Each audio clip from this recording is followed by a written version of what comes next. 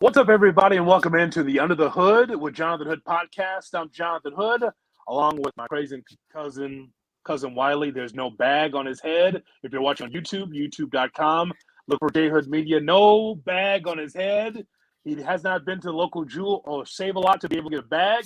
So he is happy, like we're all happy, that the Bears finally won a game for the first time in a year. What's up, Cuzzo? How's it going, Cuzzo? This is a delayed victory Monday, but it's definitely a victory Monday, and really excited about the win. How did you feel about the win? Oh, I feel great about the win. Felt great about the win, and here's why. When you look at what the Bears are able to do, they did everything we have not seen in a year. Let's just start with defense, because defense isn't sexy, so I'll start with defense, right? I just love the idea that we saw a great opportunity for the Bears to be able to blitz more, getting to the quarterback and Sam Howell. That was something that I was looking forward to for a year. It was as if Matty Eberflus just said, fuck it, we're just going to throw the kitchen sink and the fridge and the spatula. We're doing everything we can to be able to win this football game. And that's exactly what he did defensively.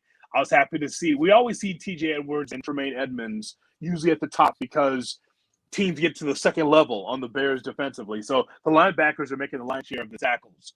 But then from there, Greg Stroman making plays. You're seeing plays from the secondary and, again, sacks. You're able to see 5 sacks from the Bears. When was the last time you saw it in a Bears game? So that in particular was fascinating to me. I was happy to see Justin Fields stack together quality passing games. And his connection with DJ Moore is refreshing because we talked about for the entire season, like, hey, just throw the ball to DJ Moore. Doesn't matter if he's covered, he's probably open. Throw him the ball. So I was excited to see that. DJ Moore had a big game, and it's Victory Monday. So I know the Bears don't have Club Dub anymore, but need a little music. Go DJ, that's my DJ. Go DJ. I was feeling the entire game. It's like, Lil Wayne came over me. He was like, "Oh yes, go DJ." 200. It shows that there's a generational gap because I was thinking that's a DJ saved my life. There's a generation gap between my cousin and I because I was thinking a little bit more smoother, a little bit more neo soul.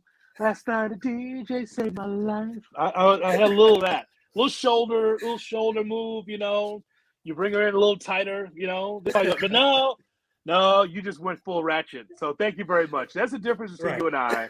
You went there, and I went a little bit softer with a DJ saved my life. Absolutely. But when those 230 yards, 3 touchdowns, keep them coming. And going into this game with the Vikings, I still think it's a winnable game. But seeing Justin Fields stack quality performances, not just quality performances, quality passing performances. He was getting rid of the ball quickly or quicker than normal. He understood what he was doing and he executed it. Like, if I can see Luke Getsy call similar plays, if I can see Justin Fields execute the same way he's been executing, we're no longer in the market for a quarterback when the season ends. And I'm okay with that. I'm perfectly fine with that. Well, that's definitely a big if as you're listening to Under the Hood, the podcast. And don't forget, we've got merchandise as well. Show everybody, Cuzzo, your T-shirt there. And again, it smells like, whatever girl that was over the other night. But nonetheless, you'll have one if you are able to purchase an Under the Hood with Jonathan Hood T-shirt or hoodie or whatever shirt. It will not have the same smell as whoever wore that last. Hey, it's a quality shirt. Yeah, it bounces back. It rejuvenates itself regardless of how many times it may be washed or used or whatever else. So get yourself an under the hood T-shirt, and right now, as we talked about before, it is definitely hoodie season. So you definitely want to get you a quality under the hood hoodie. my preference is Carolina blue, but you may have a different preference. And there are under the hood mugs, under the hood tumblers, and most importantly, if you are, as you can see right there, that under the hood tumbler right there. Right Most there. importantly, if you are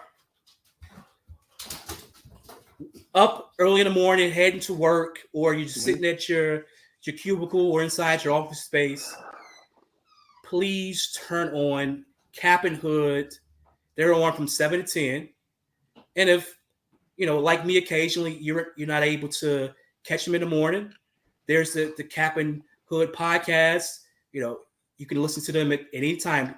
Carry them with you. When your wife, your significant other is talking to you at night, just throw in your earbuds, put on Cap and Hood, and everything will be great. Just smile at every now and then and nod your head, and she'll be fine. Okay, so we're going to keep marriages together by just turning on Cap and J Hood on the ESPN Chicago app or on ESPN 1000. Just listen to that. It'll keep your relationship fresh. Is that what you're saying? It keeps everyone together. Absolutely. Just pretend like you're listening to your significant other. Yeah, and just nod. That's all she wants. Just nod. Yeah. For those that are wondering, where do you get yourself a T-shirt or a tumbler? If you're watching on YouTube, it's Linktree. Look for J Hood Radio on Linktree, and it's in the bio of this podcast as well. So the link will be there. Hey, it doesn't hurt you to look. It doesn't cost you anything to look. Go through the merchandise that we have. We have a $15 off sale for the fall throughout the month of October. So check it out. We just want to unload this stuff, and we want you to represent your favorite podcast, at least one of them, Under the Hood with Jonathan Hood and Cousin Wiley as well. Also, new merchandise for the dog Rocky, and Rocky will be with us momentarily here on our podcast. But yeah, just talking about the Bears, though, I was just happy, Cuzzo, just to see, we talk about the defensive side, but the offensive side. So we're talking about two back-to-back games here for Justin Fields where he looked very good offensively, looked the part. It's amazing what happens when you have time. Look at all the other games you watch, whether it's San Francisco or Dallas, or just watch the Buffalo Bills, and just watch the time. And also how fast it is that the ball gets out of the quarterback's hands. When Justin's holding the ball for 4 or 5 seconds, he's sunk. Like, it's done. Like, he's got to be able to release that ball. What I love is that the Bears ran the football effectively for 178 yards. I love that Justin Fields had 4 touchdowns, but also, what we've seen in the past from Curtis Conway to Musa Muhammad to all these guys, they were just running routes. Like, I'm not going to get the ball. I'm just running out. I'm just doing a workout. I'm just doing workouts because what they wanted is the football. They just don't want to just run the route. DJ Moore had 3 touchdowns, 230 yards on 8 receptions. Cole Kmet got involved. Tanyan got involved. So I just think that the last couple of games has been really good for Justin Fields and his confidence. Yes, one of them was a loss. Some of it is on him. Some of it is on Luke Getsy. But the point is that it turned around against a Washington team that was better than Denver, especially on the defensive line. That's what surprised me. I thought he'd have that Justin and the offense would have a little bit more difficult time. Not the case on Thursday. It wasn't. And it's good to see, well, at least on one side of the line, you have Wright, you have Davis locking up the right side of the offensive line. There's still obviously a significant hole at center. But then you have Jenkins come back, and he's obviously alternating series. But when he's on the field, he is giving Borum the help he needs, which allows Borum to at least appear serviceable. Mm-hmm. And Borum appearing serviceable gives Justin Fields enough time to be able to scan the field and find DJ Moore, for big chunks, or even find Cole Kmet. Kmet was a nice target in the middle of the field. Now you need someone else, possibly a Moni, to step up and help support what Fields and Moore has, because eventually someone is going to try to take away DJ Moore. He's done a great job. But eventually someone's going to double, triple team him. You're going to need Mooney or Kmet to step up and assist. But seeing Luke Getsy, dial up some different plays, see him get Justin Fields on the move, seeing even Justin Fields scrambling, and seeing Khalil Herbert just go beast mode. Like that helps open up throwing lanes when you have your running back carrying 3 or 4 defenders down the field for 10, 15 yards. And at one point, I think he was averaging like 8 yards a carry, before he got injured. Like that's huge. And hopefully with Khalil Herbert out for the next couple of weeks, you see Roschon Johnson come in and just deliver the boom like he was doing prior to the concussion. Yeah, Roschon Johnson, Deontay Foreman will finally get a chance to play. I know that's probably frustrating for him. It's like, I'm with this new team. I can't even see the field. But Velus Jones is active every week, so I don't get that. Right. I mean, I don't understand it. Like, the dude is 35 years old. He's got 6 kids. He smokes a lot. But yet he gets drafted by the Bears. Okay, I don't understand. He has naked pictures of Ryan Poles. I don't understand that, right? So, but it takes also the fact that the running game works. That at least it worked in this game against Washington. But I don't want to be able to paint this picture, Cuzzo, like, well, now that the Bears have won, here we go. Because I don't know that that's to be the case. Imagine if this Bears team, loses against a bad Vikings team. Like, right. there's a celebration on Thursday, but come Sunday when they play the Vikings, we're gonna find out. Like, are you ready to be able to walk over the Vikings, a team that's about to unload Kirk Cousins and Yes. Justin Jefferson may or may not be healthy or not? Like, these are big questions. So I'm not saying that now that the Bears have won a game for the first time in a year that they're ready to go. Keep the momentum going and then see what happens. The hope is that they can win. I'm hoping that they can, but again, the lack of consistency is the things we're hurting this football team. For me, after going nearly a year without a win, I just want to see a similar effort. So even if by some chance, because the defense really isn't great. Let's just be honest. They don't have the talent in the front four to be able to have sustained success. And then the back four is injured. Brisker's walking around with CCE right now, and everyone else in secondary is out. So there's not much talent on defense outside of whatever Tremaine Edmonds and what's the other linebacker is giving you. There's not. So even if there's a shootout and the Bears lose 35-30, I'm fine with that, because for me, this season has always been about Justin Fields. If Justin Fields is going to take the next step, that means that the future is bright. And you go into the draft, you're like, hey, all right, what do we need in the draft? We can pick up this left tackle from Penn State. We can go Harrison Jr. or Bowers and surround and then move Braxton Jones on the inside, because we can't trust Tevin Jenkins is going to be healthy. So it gives you so many options other than having to say, hey, I need to draft a quarterback. We need to replace Justin Fields. We need to reset the clock. So if we're losing and Justin Fields is having great games, I know you're an old school guy, so you hate the idea of losing with dignity or even taking, but I'm okay with it as long as he's playing well. I have no issue with it at all. You just don't want to burn another jersey. You have a Trubisky, you have a Fields. If they don't pick up the option, that's just 2 useless jerseys in your closet. Oh, and it goes deeper than that. Like we have Grossman jerseys, we have Cutler jerseys. So there's a lot of quarterback jerseys. Cutler too. You gotta get rid of that one for sure. Yeah, I hate the guy. He doesn't like the guy. He doesn't like you. Yeah, either. I know. Have you seen some of these non-football videos? Yeah, he doesn't like you. I have. Okay. I have. Yes. Yeah. That might. You know what? You might want to keep it though. You might put that on it. You might work your way out of a ticket in some areas. Right. So maybe consider keeping that, depending on what area you drive through. But I think that's your fear. Like if they don't pick up the option, that's very likely if the Bears are not going to win. And again, we want to make sure we accentuate the point that Ryan Poles, Justin Fields is not Ryan Poles' guy, and vice versa.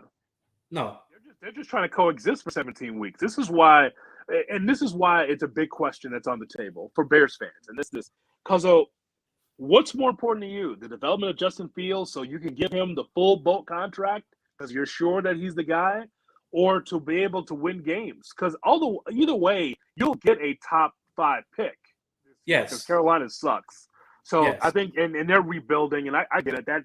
That's a young quarterback he's used to having a strong offensive line in front of him and weapons, and it's a huge learning curve for Bryce Young. It's a tough spot with a good coach, by the way, but a tough spot. So what's more important? I just think the sustainability of a quarterback is important because we talked about it on Cap and J Hood this morning, this whole Caleb Young thing, Caleb Williams Williams. thing, the quarterback for USC. We talked about it this morning. And so for everyone that says, "Oh, Caleb, did you see who just walked in the bar? Oh my God, it's Caleb Williams. Oh my God, he looks so good and young and firm. Yes, we gotta have."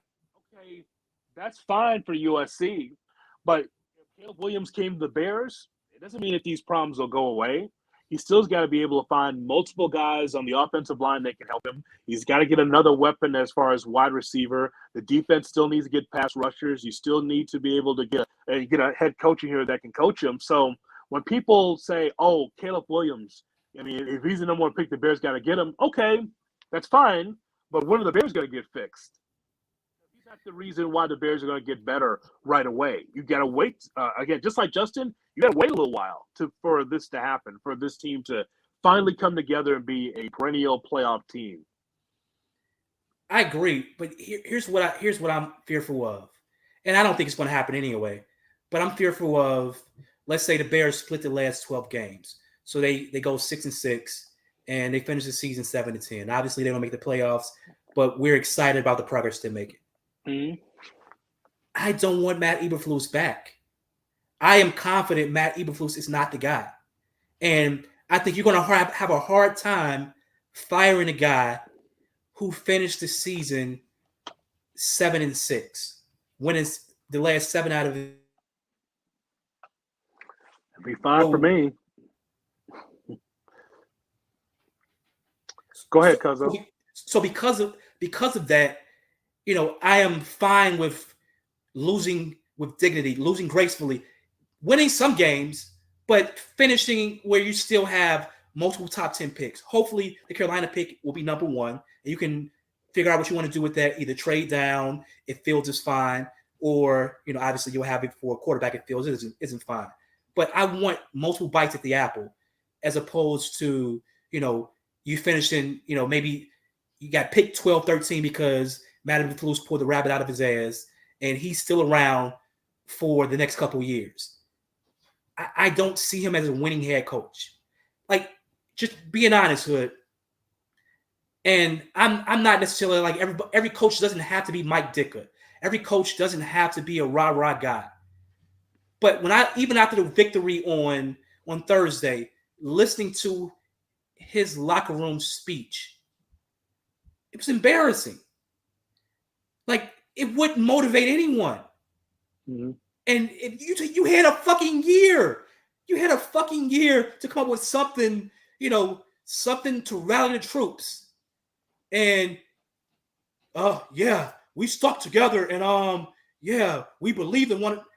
Get the fuck out of here with that shit. Like, it was awful. Like, you have to come up with something better than that. So, like, he doesn't inspire anyone. We talked about this. I watched the guy prior to the game last Thursday. He wanted someone to take him out back and put him out of his misery. And he happened to get a stay of his execution because they won the game. But he cannot be around next season. So if that means that the Bears got to lose a few more games, for me, then so be it. As long as if Fields is playing well, I'm okay with it. For me, he just can't be around. Because you'll get your wish. Good. You get your wish. And again, the Bears are not a team that fires coaches in season. You would never, if you're going to fire him, you would have fired him here during the kind of mini bye. If you continue to lose, you could have fired him in the real bye in a month. But the Bears don't fire coaches in the middle of the season. But I think that you'll get your wish. But here's the thing. Like, I agree that Eberflus should be let go. he was a coach in transition. We talked about this last week. I knew that when they hired him, like, because that name was not hot anywhere. Matt Eberflus, his name was not hot. So, if you're Ryan Poles and like any good GM, you open up the drawer, and then you pull out a list of coaches that's on your wish list. And hopefully that's not the flavor of the month or flavor of the day. That's got to be a coach moving forward that's going to help your team get to be a perennial playoff team into the Super Bowl, whoever that's going to be. And also, along with that, whoever that coach is, it's easy to just hire a coach. But what does that coach stand for? Who are you? The other thing is that from a personnel standpoint, what are you adding? You going to build through the draft, the free agency, you'll spend some of that money? There's a lot of question marks. Just remember, Ryan Poles is new to this. Eberflus is new to this. Like all this whole coaching staff and some of these new players, there are first and second, sometimes third-year players. They're all new to this. They're trying to win all together, all at one time. It's very difficult. And so Ryan Poles, more so than the head coach, who's Ryan Poles going to choose? Who's on his short list? That's my question. Hopefully it's some offensive guy. Hopefully it's maybe even a guy from the Shanahan tree, because offensively that seems to carry over. It's carrying over in Miami, and obviously Shanahan has had a lot of success. He hasn't won the big game yet, but he's had a lot of sustained success with any quarterback he puts in. And obviously right now he has Purdy, who, if he keeps playing the way he's playing right now, I think he may finally get over that championship hump that he's failed to get over. There's no Brady around. Yeah. I'm still trying to figure out how much is that system, how much is that Purdy. Like, Purdy will be in the MVP conversation. I'm still trying to figure it out. Like, I watched that game last night against Dallas, and I'm not taking anything away from Brock Purdy, but he's got a good running game. He's got a fullback. He's got an offensive line that's an iron gate in front of him. There's a defense on the other side. Like, the 49ers do everything well. It was their best game they've had all year, and they still stay undefeated. I don't know. When people say if Brock Purdy was on the Bears, that he'd make a difference, I don't think so. Not with this offensive line and lack of weapons. I just think that Purdy's in the right system for the right time. And boy, you're fortunate when you do that. When you can get into the right system, it's great. What separates him from the cast of characters who's played quarterback for the 49ers under Shanahan since he was, even in Washington or with the Falcons, or even with a cup of coffee in Cleveland. Mm-hmm. It's that Purdy makes great decisions with the ball. He reads the defenses, really well, and he makes quick decisions. He's not playing hero ball. Every now and then you may see him, take a shot, but he's running the system the way it's designed. And he's getting the ball in the playmaker's hands, and he seems to have that. I hate to use Brady for any comparison to any quarterback, but he seems to have that it factor where it doesn't matter the competition. He's ready. He's going to show up. Like you see guys like far more talented guys like Josh Allen. Josh Allen is sweaty when the games get tight. He gets sweaty. You see guys like Kirk Cousins, even the Dak Prescotts of the world, who struggle in big moments or big games. Mm-hmm. Purdy seems to embrace those times. And I think that makes a huge difference when you're trying to win games. You don't want a quarterback, talented or not, where the moment becomes too big for them. Because when the moment becomes too big, they're going to wet their pants. And you're going to lose games. That's why the Bradys, the Mahomes, even the Burrows of the world, the moment's not too big for them. Like they've lived their life hoping for a chance to be in those moments so they can excel. And I think that Purdy, while not as talented, is from that same mold, and that makes a huge difference, especially when you have a bunch of talent around you. Leave your comments on YouTube, youtube.com, and also on there's the door closed. Andrew's not happy. The door is closed. I can hear. What is going on in your home? Oh, that's Rocky running down the stairs because that's what he does. Yes. And Andrew moves, Rocky runs. So Andrew's coming, so Rocky's running. All right. So just don't forget, we'll have Rocky on the show in a little bit to give his thoughts about the Bears. But don't forget, you put your questions in, your comments in on YouTube, youtube.com, and also on you guys on Facebook as well. We appreciate you watching our podcast we do every week here on Under the Hood. So Cuzzo, your biggest takeaway of the game against Washington, what do you think? Biggest takeaway, the thing that you enjoyed the most about that game? Justin Fields may be legit.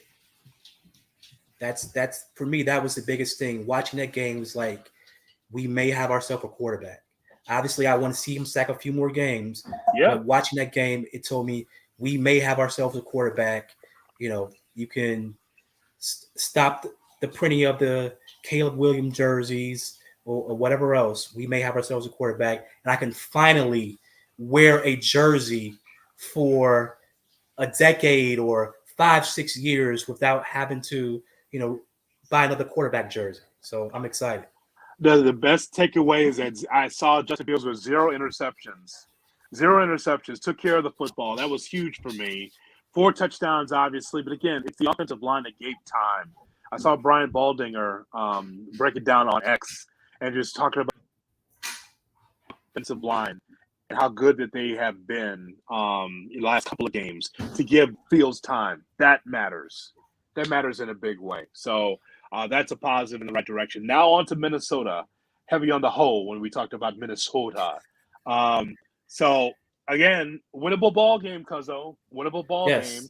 Kirk Cousins is still a formidable quarterback, but again, they're struggling mightily. Saw some of that game they had on Sunday. Yeah, they could be had, but it's up to the Bears to be able to play with that aggression that they did. They played against Washington like their hair was on fire.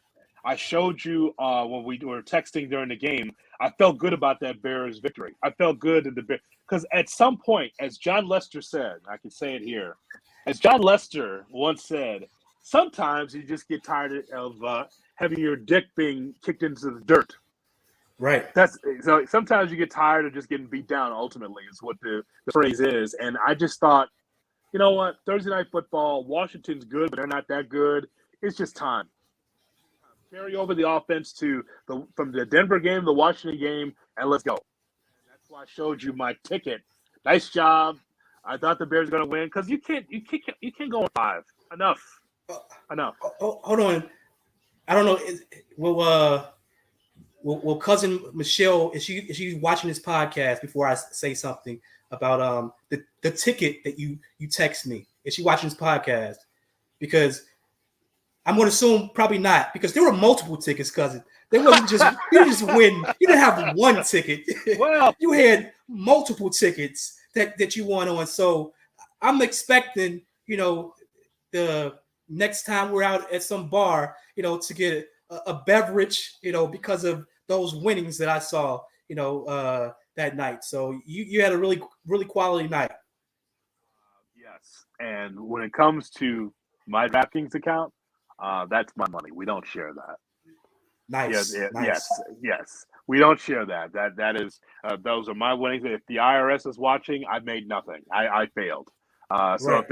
if there's a sneaky white man in front of the crib right now, recording this and trying to find out some money that I won nothing. It's 0. Right. So right. Do better next time. No, I had a good day. I was good, but no, she doesn't get that. No, that's for the family. We keep that money in the family. What's nice. that? What's the place that we went to? Sip and Pour, something like that. I can't remember the name of it. Like X something, right? Excalibur, something like that. It's a kind of a newish place in the south suburbs of Chicago that we went to. Right. So that's where that money's going. To a good home. Good place. To a good home over there. I want to switch gears and talk a little bit about the Bulls. So I know it's preseason, but the Bulls season and the NBA season is right around the corner. There was no Bears on Sunday, obviously, because they played on Thursday, and the Bulls played a noon game on Sunday. So I DVR'd it. I heard you talk about it this morning. You mentioned Kobe White playing quality basketball. What was your take on the game? I didn't see it. What was your take on the game? I mean, like when it comes to preseason, I'm just gonna watch a quarter. Like I can't watch all 4 quarters. I do not want to see who was it like Ayo Dosunmu in meaningless minutes or Andre Drummond trying to get right or Craig. I only watched a quarter and a half. I just thought that Kobe White as a lead guard was really fast and did a really good job of getting the ball down the court, initiating offense early. I thought that was really good. He had 14 points. He had 6 assists. So the 6 assists mean more to me than anything else. I just thought that he looked healthy, but also looked like he was going fast to try to get the offense going. Zach LaVine was in his spots with 9 points. DeRozan actually hit a 3. So it's preseason. So he hit a 3. So it must be preseason because he's not going to do that in regular season. Right. Because he's about the mid-range. Patrick Williams looked good. He had a couple of 3s in the corner. So was he assertive? he was waiting for the basketball. Okay. So he at least wanted the ball. I thought so. But that's progress. Early. It's just early. Okay. But because it's nothing that you're going to watch for the full time because there's no Giannis, there's no Damian Lillard. So just like I just want to see what the Bulls look like. I think this is going to be their 5, and so pretty good. I thought they played well. Vucevic had 4 points and 4 rebounds. He was out there for 17 minutes. Okay. Well, I mean, hopefully we're talking about the Bulls competing for a little bit more than a play-in game this year. Well, Cuzzo, this is a big Eastern Conference to go through. I mean, I like for the Bulls to be able to get off to a much better start and for them to be in the top 6. That'd be nice. I just don't know if it's possible, though. I mean, we know what the season was like last year where they're barely trying to get into the play-in game. But with Milwaukee, they are the favorites to win it in the East for sure. Damian Lillard, whether he's happy in Milwaukee or not, him and Chris Middleton and Giannis, that's going to be hard to get through, those 3. Boston has loaded. Philadelphia, if Harden comes. I do have a little bit on Harden I want to be able to share here in a minute. Cavs, Knicks, Brooklyn, the Heat, even though they didn't get their big fish because of the Heat arrogance. Pat Riley with his hair. You know what? I'll never look at Pat Riley the same after watching that show. That show that was on HBO. No, I can't look at him the same. Did you ever watch that show, Cuz? I saw some of it, but like Pat Riley's always been like the GQ, wise guy type of executive. I've always, as long as they were not playing the Bulls when he was coaching, I've always liked Pat Riley. I wish we had a Pat Riley around.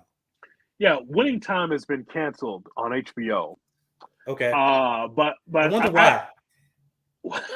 Because Magic pulled the plug on that. That's right. why. Because it was hilarious. But Adrian Brody played Pat Riley. It was perfect. The nose, the hair was slicked backwards, the light voice. He did a great Pat Riley, and I liked it. I like that show, but now I still have it on the DVR. I'm looking at the TV. It's still on the DVR, but they went through 7 episodes in season 2 and it got cut off. And boy, the sex scenes here's the thing: the sex scenes for Magic Johnson. Well, let me tell you something. They made him out of a crazy man sexually. He was hitting everything. He was chasing Wilt. He was chasing Wilt. He saw that 20,000 numbers. Like, hey, it's within reach. Show, if nothing else, if you didn't learn about the Lakers and their dynasty, you learned about Magic. It's just like, come on, Cook. And Cook was like, she didn't want to have nothing to do with Magic. And he was like, come on, Cook. I need you, Cook. And they're still together today. But based on that show that I saw, anything and everything. He did not discriminate. He was dishing it out on the court. He was scoring off the court. It was something else, worked out well. I was tripping on that, man. I just thought that was amazing. So, like I said, just wanted to peek in on the Bulls. I saw Jason Benetti doing the commentary, and I'm like, oh God, he's everywhere. Benetti again. It's like, there he is, a busy man. How was your weekend without the Bears? Great. It was great because you put on the Red Zone channel. Okay. and you just put on that and you just watch all the football. You just watch everything. The red zone is just an amazing invention. I just think that is amazing. You have the red zone where you're seeing, play after play after play. You're watching all the games all at the same time. I'm a big red zone fan. I enjoy it. The thought is, well, if the Bears aren't playing, what are you going to do? Watch the rest of the league, watch the better teams, Right. how they get it done. You watch Miami, you watch the teams like Buffalo, you watch how the Steelers find a way to win ball games, the toughness of that. You watch the Kansas City Chiefs, you watch the Eagles, Lions, teams like that, 49ers, that Sunday night game. So for me, a Bearless Sunday is great because I can lock in on other teams, and that way you can look at those other teams and go, "Oh my God, those are the varsity, and we are the freshmen." Just the pad hits though. The way they hit, that's the thing that's so different, and just the way how good the 49ers are. So I just think it's fantastic. So you asked about Chappelle. Okay. Did he live up to the hype? Because I know we talked last week and it was like, oh, hopefully he doesn't bring his ass to Chicago and sit down and rant for 15, 20 minutes, and then walk off the stage, because at least I didn't think he would make it home if he did that. He wouldn't make it back to Ohio if he came to Chicago and, gave some 15-minute rant. He was like, oh, all right, that's it, people. I'm gone. Now, wait a minute. How was your experience? Wait, hold on a second. Are you saying, Cuzzo, are you saying that people would have beat him down if he was up there for 15 minutes? Is that what you're saying? I'm saying Chicago has a different expectations. And, when people don't meet those expectations, we have a way of dealing with those type of people. And, and if you're not from Chicago, you may not understand it. If you're from Ohio, small town Ohio, you may not get that. So I was hoping Chappelle didn't learn the hard way. He did make a joke about our city. He goes, "There's something weird about Chicago. Chicago can look like Boys in the Hood one minute, and all of a sudden you drive up and there's Hugo's Frog Legs or whatever he said." Right. Hugo, he said it's very interesting how our city goes. Okay, so here's how the night went. Friday night, it's supposed to be a 7:30 show. The traffic was crazy around the United Center. Crazy. Rainy night. We were trying to get to the East Atrium, that side of the United Center, and traffic was just stalled. It was just like bumper to bumper traffic to get in there. I said, well, we're not going to get there on time. Even though the doors open at 6, the show's supposed to start at 7:30. They're kind of waiting for people to get in there. Cuzzo, I will tell you, that was a complete sellout. There are more people in there on Friday than the Hawks and the Bulls that they draw. And also up top with the suites, sold out. Everybody was in there because for some, like me, it's once in a lifetime. I don't know if I'm going to see Chappelle again, but he came to Chicago, and I found out like coworkers and other people that were going. I had no idea they were going. I just thought it was Peacock and I. We go in there, and it's packed. And Hannibal Buress, comedian from Chicago, he was there. Jay Ivey, a fantastic poet, and is all about Chicago. Fantastic Jay Ivey, who was great. You should follow him on Instagram. Deion Cole, who I'm a big fan of. We've seen him 4 times. It's funny. We just saw him at Gary at the Hard Rock Casino in Gary. And, you can tell he's working on material. It's like, all right, I'll come back to the crib, work on some material, then I'll go to LA, then I'll go to Houston, and I'll go to bigger cities. That was a surprise because none of these people were on the bill. It was just out of nowhere. It's like, here comes Deion Cole. He got a roar. Appreciation from people that know. Here's Hannibal's from the Chi, but Deion's from the Chi. Yes. It's different. It's different. Yes, absolutely. It's a little different, right? And so he got a sustained roar from the 21,000 people that were there. It was great for him because he's never worked that room before. United Center, 21,000 people. I've seen him work the casinos. I saw him work Schaumburg at the Zanies in Schaumburg, I think. Okay. So I've seen him do that. But, I mean, for him to be able to do maybe 10 minutes, 15 minutes, fantastic. Then Donnell Rawlings comes out. Larry, he comes out there, right? He was unbelievable. Insane. That dude from the Chappelle show, Donnell Rawlings, comes out there. And then here comes Chappelle. Chappelle's been working out, man. He got bigger arms. He doesn't want to get attacked anymore. So he's been working out a little bit. You know, you think it was bad on Chris Rock being attacked by Will Smith. Chappelle has been working on the upper body a little bit. He's been working on the shoulders because he had like a hoodie, but his arms were exposed. And I'm just like, I think he was just telling people if Chicago wants I wish you would. Yeah, I wish you would. I mean, DC's tough now. He's a DC dude, so he's tough too now. You know, so you know what? Because his set was fantastic. It really was. Of course, just like any other comedian, you know, he's picking on black folks, white folks, LGBTQ. He's talking about all these different things because that's just in his repertoire. He did say a couple times, he goes, you know, I'm not going to go too hard on gay people or LBTQ. He said, I'm not going to do it because I learned my lesson. He goes, I don't want to have that smoke anymore. And so he was talking about other things. But my whole point is that I understand when I walk in the door into comedy. And I find it interesting that there are people, even at the United Center, appalled or shocked about some things that Chappelle would say. And I'm just thinking, it's still comedy. Like, Yes. you realize that it's not how, when a comedian says something, outside of a few, when a comedian says something, it's not their true feeling. It is material. Yes. To get a reaction. But some look at material like what Chappelle's doing is like, oh, I can't believe this. I'm clutching my pearls. I can't believe this. And it's not like, dude, it's not personal. Material. Yeah, it was material. Yeah.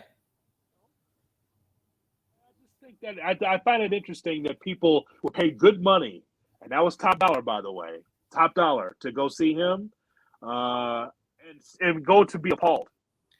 What did you expect? Like, what are you coming to a Chappelle show expecting? Are you expecting like some vanilla level of comedy? He's going to be thought-provoking. He is going to push the envelope. And we've seen Chappelle for about 25 years now. Actually longer, really. We've seen Chappelle for over 25 years now, and he's been pushing the envelope since he's gotten started. That's the Chappelle show. Like, he didn't just push the envelope. He shoved the fuck out that envelope. And then when he came back, you know, and started touring with comedy, he was back to the same thing again. But he's not some crass comedian. He's an intelligent guy. Yes, like, he is. A lot of what he does is really thought provoking, and even with like the LGBTQ stuff, it wasn't like he was trying to be mean, as he said a lot of times. Like, what he became friends with, you know, people in the community, and it was one of those cases like everyone can get it, and if you understand that's what comedy should be, then you have a problem. You should be able to make fun of yourself. And if you can't, Chappelle will. It's okay. Yes. That's what comedy has been since it's as old as the hills, Cuzzo. It's been going. There are albums in this house. You know, one thing that you did not know. My father, Bob Hood, had a record shop on 71st Street back in the 60s. Nice. And so some of his old comedy records are still around here, right? Red Fox. You know, one of the great female comedians of the day was Aunt Esther. She was nasty. Her comedy, go on YouTube and see some of the stuff she used to do. Some nasty stuff where it's like, oh my God, a woman saying that with that. But that's just part of the comedy. That's just part of the thing, right? And I just know that there's no reason to go to a comedy show if you're just going to go there to be offended. It's to be able to release. And so Chappelle said as much. He goes, you know what? I believe in you all in here because you paid money to come see me, and I appreciate you because on the outside world, outside of this building, it's rough. That's pretty much what he's saying. A lot of comedians are ending that way, saying, "But thank you for allowing me to express myself and just to be able to just release and just have fun with this and not be offended by it." I saw this in a couple of comedy places where they feel that way, and Chappelle did the same. Chappelle, by the way, had a really great opening line. So he's there and he sets up his drink and he sets up his cigarettes and, you know, everything else on his two stools. And so he says, "It's so good to be here, House of the Goat." And of course, everybody just roared, "The House of the Goat." He goes, "I didn't mean Michael. I meant Bernie Mac." And then so he knows how to do it, right? Because he loves Bernie Mac and he feels like Bernie Mac's the GOAT when people think that he's the GOAT. They think that Chappelle's the GOAT. But Right. that was a really nice sentiment. And I sent a shout out to Bernie Mac's daughter who's starting a podcast. I'm like, hey, just so you know, I don't know if she was there or not. I just said, hey, just so you know, Chappelle sent a shout out at the beginning of his set saying, I'm in the house of the GOAT in Chicago. And he meant Bernie Mac. So, and that's great that Bernie Mac got his flowers because gone but never forgotten how good Bernie Mac was in representing the Chi also. So that was great. Absolutely, you have to pay homage to the legends, and it's good Chappelle came in and did that for Bernie Mac. However, let's talk about this. So we get to the United Center, and I think Peacock knew this because we've done this before. For my birthday a couple of years ago, we went to see Chris Rock at the Chicago Theater. So Okay. you go in there and they were like, "Hey, could we? We're gonna need your phone. We're gonna put it in the case. We're gonna need your phone." And so they put your phone in a case. It's in a green case, and they close it up, right? And so you can hold on to that pouch, but they're the ones that have to unlock it. So for you, it'd be more difficult because you can have an emergency, family. Right. I might need to be bailed out of jail, something like that, right? So Right. if you're at a comedy club and they say we'll you gotta lock up your phone and your watch, by the way, you gotta hook this up too. So they both put them in a pouch. You can carry the pouch, and they will unhook the pouch after the show. Now, here's my thing about it. I understand why that's happening because Chappelle can say what he wants and with freedom, no one's recording it. I get that. Is that really necessary? What material are you hiding?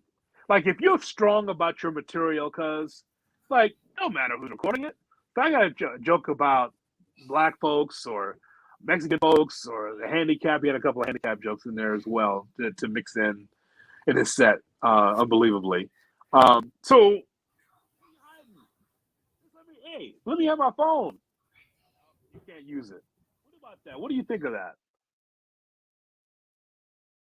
I struggle with that is because it's not like during the show I would have an issue, but like there are breaks in shows, or maybe you're at the concession stand and your wife or significant other it's taking the typical time they may take, and you're trying to pass time, so you're checking out scores on games or doing something else with your time. And I couldn't do anything. So I would be like, what do I do with my hands? I'm like Ricky Bobby. Like, what do I do with my hands? I don't have anything to play with right now. Yes. Part of the expression. Yes. Part of the expression. So what do I do? It would be difficult. I've never gone to a comedy show or a concert and was like, let me record the artist. But to your point, if I'm a comedian and I'm saying something, colorful, and someone records it, I'm not bothered by it because, in general, all publicity is good publicity, especially as a comedian. This is art. So if someone has a problem with art, when you're at the level of Chappelle, you shouldn't worry about someone having a problem with your art. You should embrace your art, and if someone shares it, so be it. So I don't get it, but it's become the norm now for whatever reason. Yeah, I wasn't offended by it because I've gone through the process before.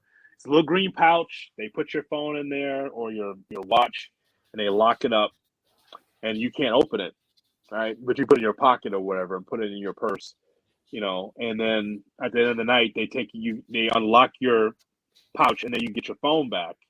It's just interesting how they do that. But I enjoyed it though. I thought that he went actually a little longer than he was supposed to because he was having a good time. I just think the whole setup was, think about the United Center, 21,000 people, and it was kind of like a boxing ring without ropes, right? It was just a big stage, and it wasn't. And people thought, oh, is he taping for Netflix? No, it wasn't because the camera was everywhere. They're showing all these shots. He's going to have another Netflix special. He announced pretty soon here, probably within a month. I think he said Philadelphia. I think he said. I believe he said that. But he was great, and I don't know if he'll do stand up in Chicago again, but at least I had to check that bucket. Right. Next concert, Eddie Griffin. No, Yeah, I'm going to see that. no, Yes, I am. no. You can Hood.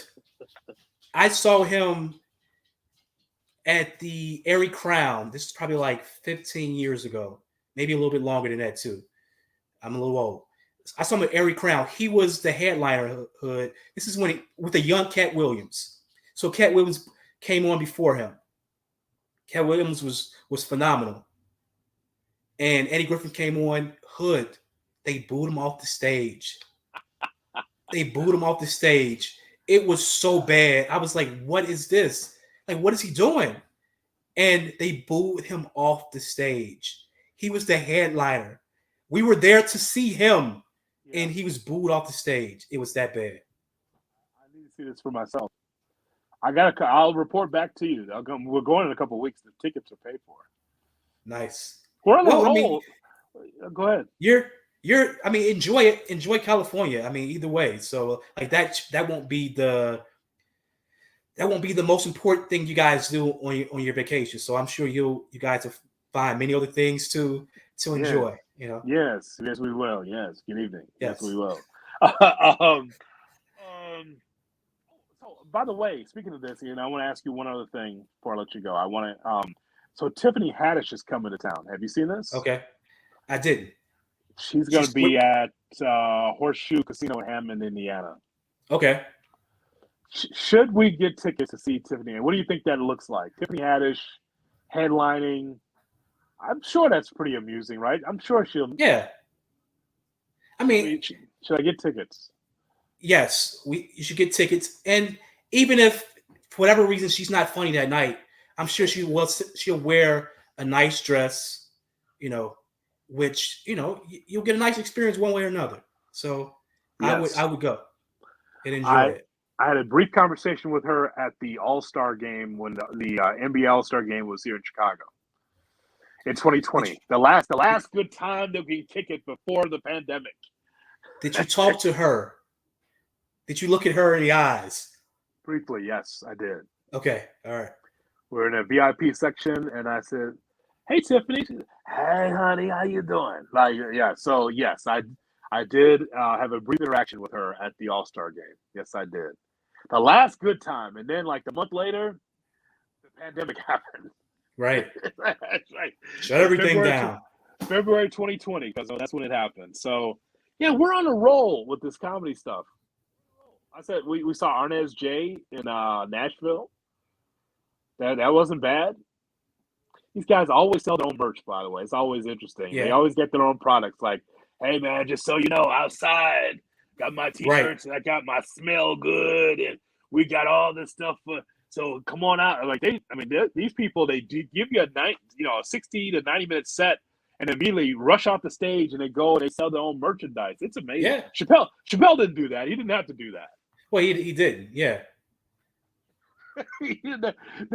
His stuff was in all of the Bulls merchandise stores. They took the Bulls stuff down and put Chappelle stuff up. There's no DVDs. He's not telling you where to follow him on Instagram or anywhere else. So yeah, he's next level. So he doesn't have to worry about those things. Don't forget to like, share, and subscribe the podcast, and of course YouTube. Make sure you subscribe. I need more subscribers for YouTube. YouTube.com. Look for J Hood Radio and hit the subscribe button on YouTube. But like, share, and subscribe. You watch it on Facebook. Give us stars. Gotta remind you, give us stars on Facebook. Cousin Wiley and I will appreciate that. And don't forget, we have our merchandise. The Under the Hood merchandise, the T-shirts there.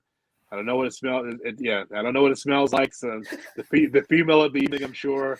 But nonetheless, we've got the tumblers. We got glasses as well.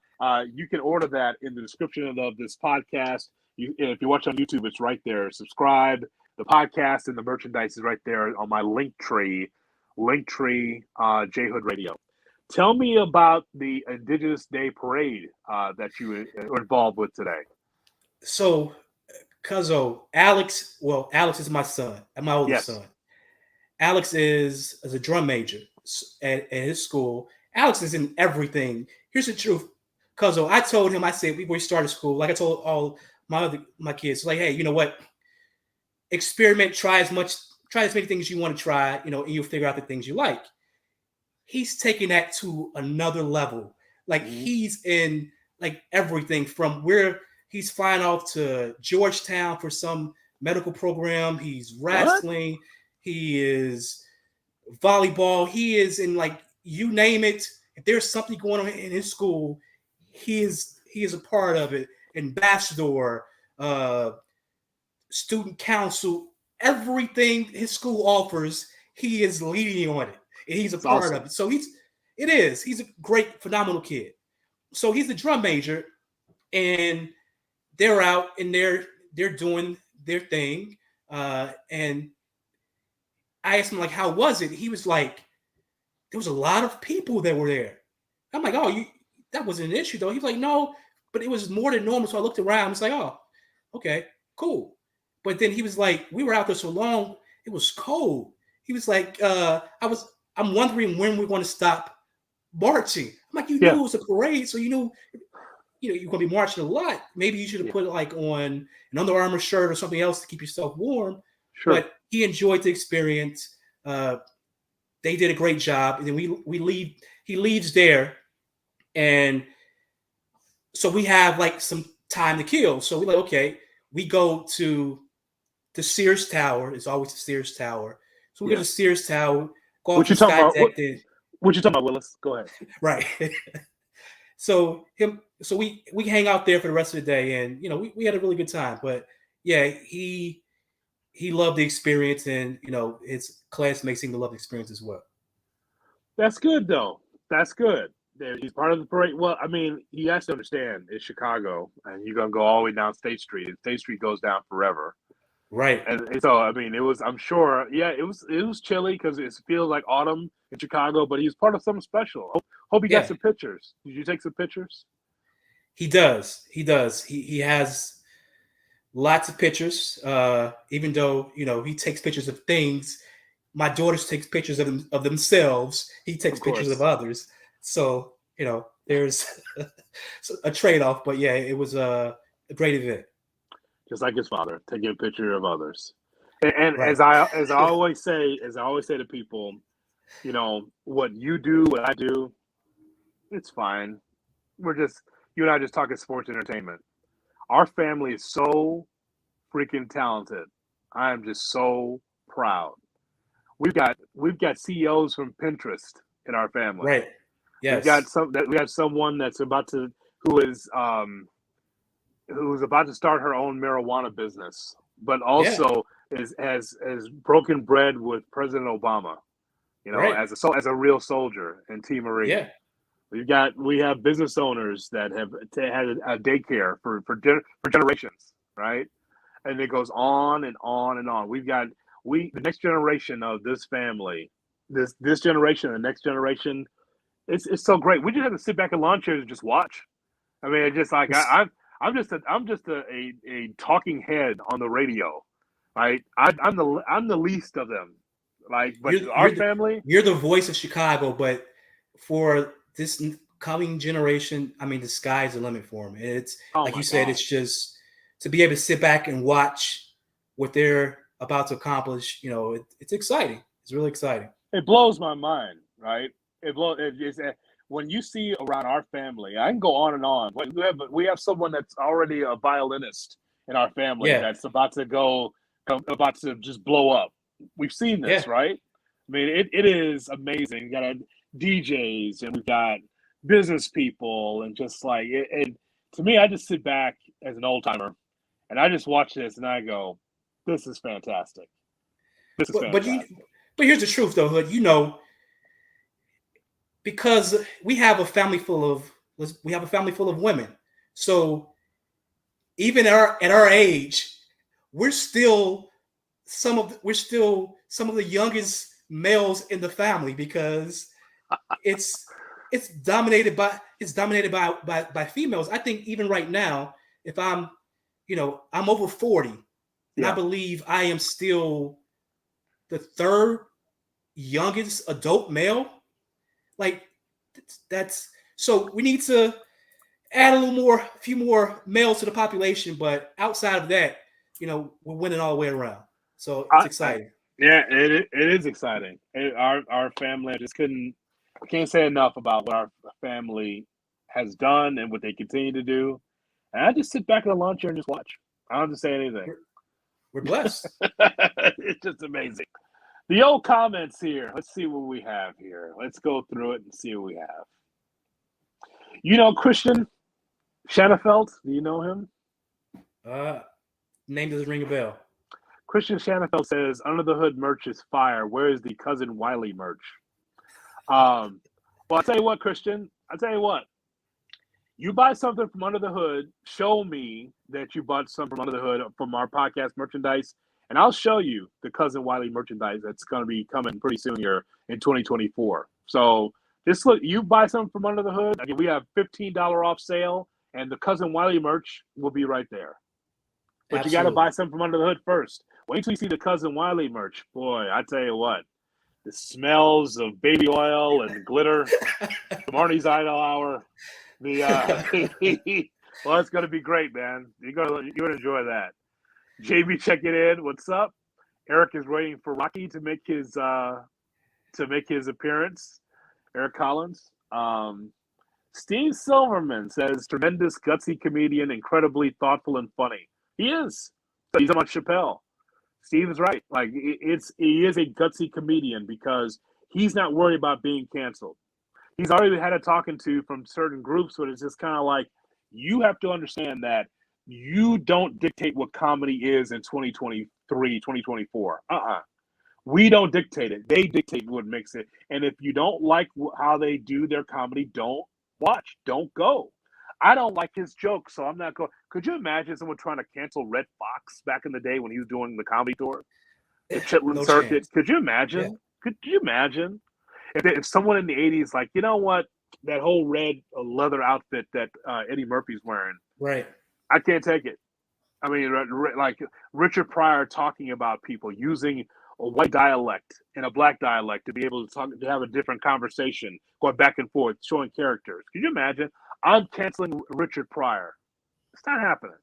Or Bernie Mac for, making fun of a disabled kid, Like he was teasing me. Like, yeah, like it's part of comedy.